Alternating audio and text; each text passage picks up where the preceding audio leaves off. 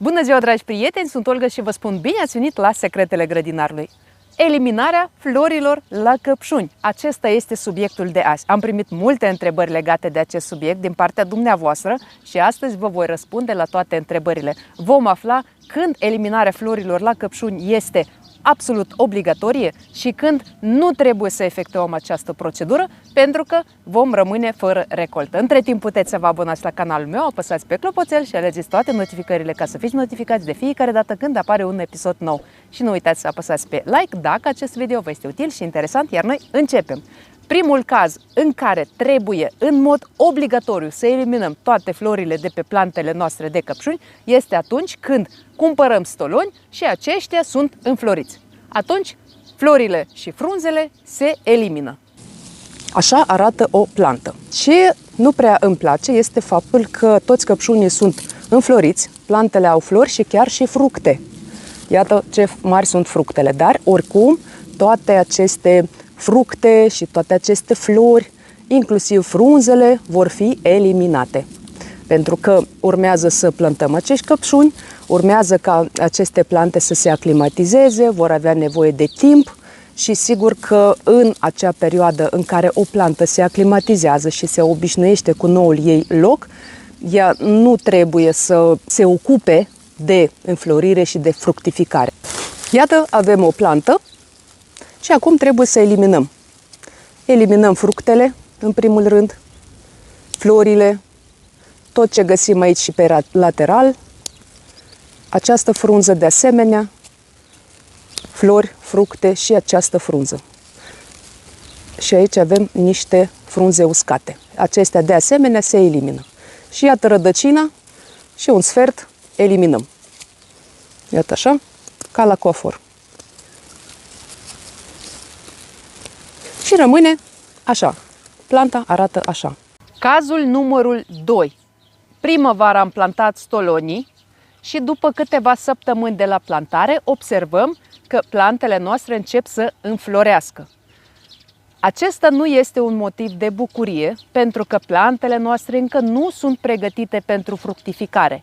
Imediat după plantare, plantele trebuie să-și formeze sistemul radicular și masă verde. Și plantele nu sunt în stare să înflorească și să fructifice. De aceea, dacă plantați căpșunii dumneavoastră primăvară și observați imediat după plantare apariția florilor, aceste flori trebuie eliminate. Este pur și simplu acel caz în care trebuie să ajutăm planta noastră să se dezvolte și să se pregătească în mod natural pentru fructificare. Atunci vom obține recolte bogate. Dacă vom lăsa florile pe plantele noastre tinere, se vor forma fructe, chiar dacă acestea nu vor fi multe, dar formarea fructelor, creșterea și coacerea fructelor va afecta foarte mult dezvoltarea plantelor noastre și respectiv acest lucru va afecta negativ următoarele noastre recolte din anii care urmează. Așa că trebuie să fim foarte atenți, nu lăsăm florile pe stolonii noștri proaspăt plantați. Al treilea caz, dacă toamna am plantat stolonii noștri, iar primăvara anului următor observăm că plantele au 2-3 frunze și deja încep să apară flori, aceste flori trebuie eliminate. Pentru că, din nou, planta nu este pregătită pentru fructificare. Nu sunt destule frunze și planta probabil că nici n-a reușit să se înrădăcineze bine și să-și dezvolte sistemul radicular. De aceea și în cazul acesta, de asemenea, trebuie să rupem florile de pe plantele noastre. Un alt caz este atunci când, în timpul iernii, temperaturile sunt oscilante și plantele nu au reușit să ierneze așa cum trebuie, putem observa că primăvară de vreme apar doar câteva frunzulițe și, în schimb, apar foarte multe flori. Acest fenomen se numește superînflorire. Atunci când este un număr exagerat de mare de flori pe plante, iar frunzele sunt foarte puține. Ce putem face în cazul acesta? Dacă plantele nu sunt proaspăt plantate sau nu sunt plantate din toamna anului anterior, atunci reglăm numărul florilor. Cum se efectuează acest lucru? Dacă dumneavoastră locuiți într-o zonă rece și să zicem că în luna aprilie, de regulă, această super înflorire are loc prea devreme, adică plantele încep să înflorească mai devreme decât ar trebui, și dacă observați că în luna martie-aprilie plantele dumneavoastră deja înfloresc, locuiți într-o zonă rece, există pericolul de temperaturi scăzute, dacă nu și pericolul de îngheț, atunci eliminați primele flori care au apărut și acolo unde deja poate au început să se formeze primele fructe. Și lăsați doar jumătate din flori sau o treime, depinde cât de multe flori sunt pe plantă.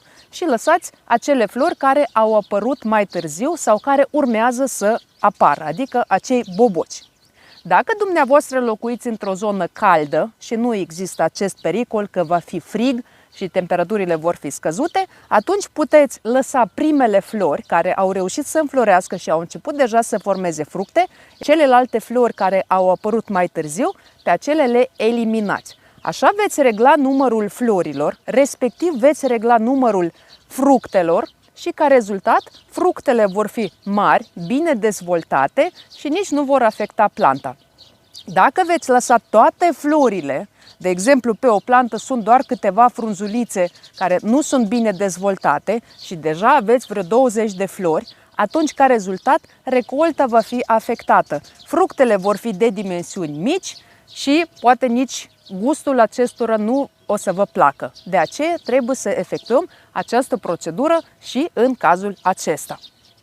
Se mai reglează numărul florilor la soiuri remontante atunci când fermierii doresc să obțină fructe cât mai mari. Pentru că de regulă aceste fructe sunt comercializate și sigur că aspectul lor comercial va fi mult mai bun dacă fructele vor fi mai mari. Atunci o parte din flori se elimină și rămâne doar o parte care, sigur că din aceste flori se vor forma fructe mai frumoase, mai mari și vor arăta mult mai bine.